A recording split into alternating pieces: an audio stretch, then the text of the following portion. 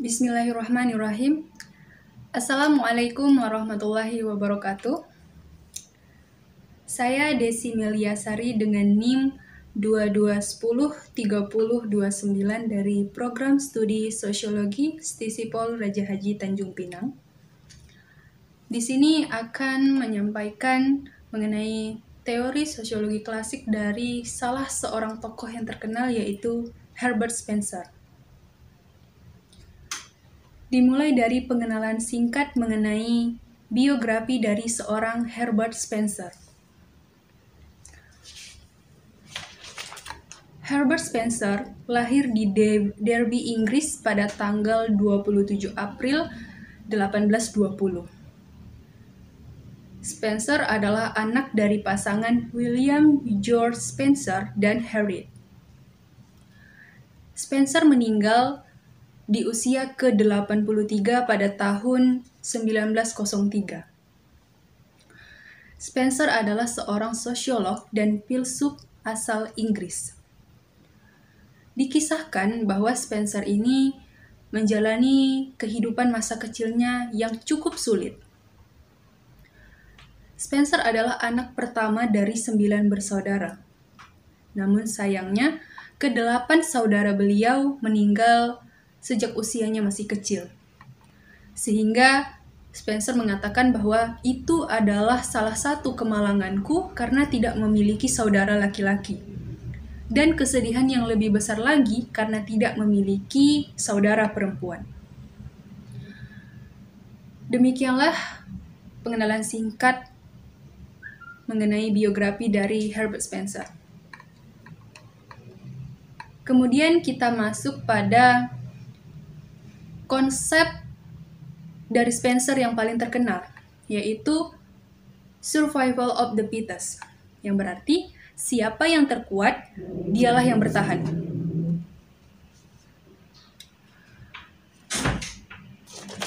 Dalam konsep ini dipahami bahwa berjuang untuk bertahan hidup pada suatu masyarakat akan menghasilkan suatu keseimbangan. Karena sebagai manusia, kita harus bertahan dari segala seleksi alam. Karena ketika kita kuat dan mampu memperjuangkan hidup, maka kita akan berhasil. Namun, ketika kita lemah dan tidak mau menerima perubahan, maka kita akan tersisih dan kurang berhasil dalam hidup.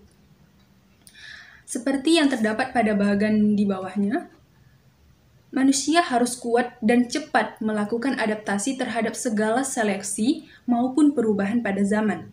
Karena perubahan tidak dapat kita hindari sehingga kita yang harus mampu bertahan hidup. Selanjutnya kita masuk pada teori evolusi sosial.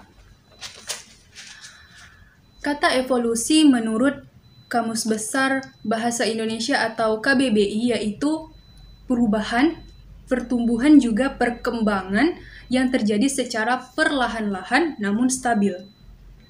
Berbeda dengan revolusi. Kalau revolusi yaitu perubahan yang terjadi secara tiba-tiba dengan cara yang ekstrim dan secara total.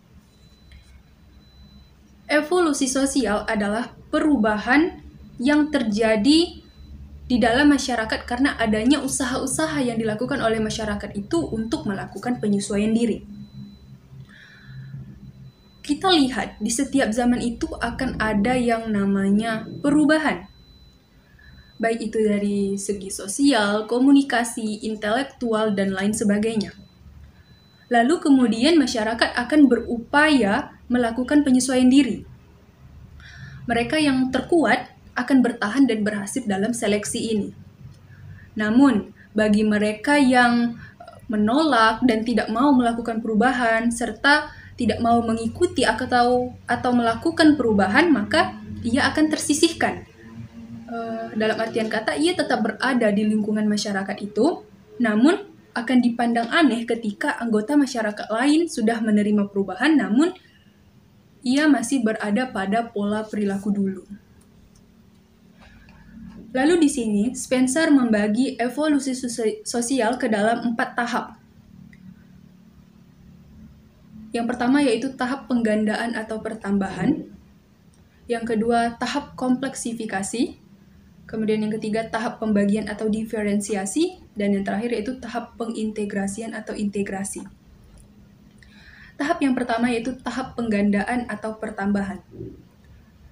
Manusia adalah makhluk yang tidak pernah merasa puas, sehingga manusia melakukan proses penemuan-penemuan untuk memenuhi kebutuhannya. Manusia itu akan selalu tumbuh dan bertambah kebutuhan hidupnya. Sehingga di sini ia akan berpikir bagaimana caranya memenuhi itu semua. Dengan melakukan penemuan-penemuan baru, misalnya. Contoh, manusia itu selalu ingin bisa berkomunikasi tanpa melihat pertimbangan jarak, entah itu jauh ataupun dekat. Sehingga ditemukanlah alat komunikasi yang pada zaman kita saat ini disebut dengan handphone. Dengan segala aplikasi-aplikasi dan fitur-fitur yang terdapat di dalamnya yang memudahkan kita untuk berkomunikasi, sehingga ya itu menjadi suatu kebutuhan bagi masing-masing individu. Kemudian tahap yang kedua yaitu tahap kompleksifikasi. Semakin banyak yang diakibatkan dari perubahan, maka akan semakin kompleks dan banyak aturan-aturan yang muncul di dalam struktur organisme. Dari perubahan-perubahan yang terjadi, ternyata malah membuat struktur itu semakin rumit. Karena ketika semakin banyak penemuan-penemuan baru, semakin banyak terjadi perubahan-perubahan, maka akan semakin banyak aturan-aturan yang akan berlaku di dalam organisme. Tahap yang ketiga, tahap pembagian atau diferensiasi. Pembagian tugas atau fungsi yang berbeda-beda tidak dipungkiri akan ada kelas-kelas di masyarakat di mana tergantung kita yang harus bisa survive atau bertahan dengan itu semua. Jadi di dalam masyarakat itu akan ada suatu pelapisan sosial atau yang biasa kita sebut itu dengan stratifikasi sosial. Di mana masyarakat itu akan digolongkan berdasarkan kelas ekonominya, entah itu kelas atas, menengah, ataupun bawah.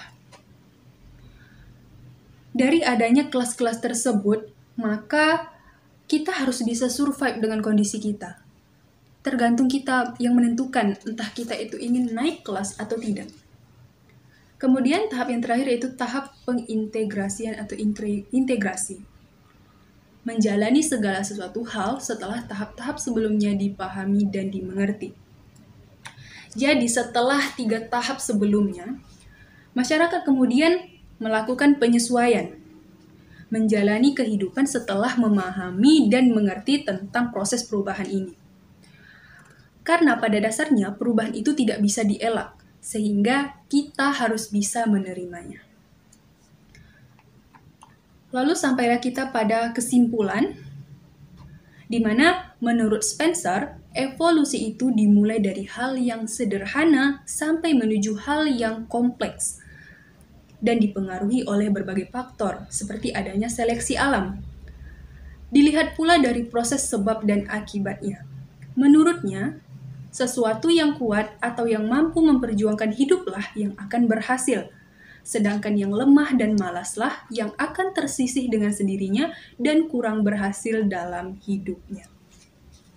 Dari pemikiran Spencer ini dapat saya simpulkan bahwa masyarakat akan selalu mengalami berbagai perubahan akibat dari perkembangan zaman, sehingga kita harus bisa menyesuaikan agar tidak tersisihkan. Dalam artian kata, kita harus bisa belajar menerima perubahan-perubahan itu.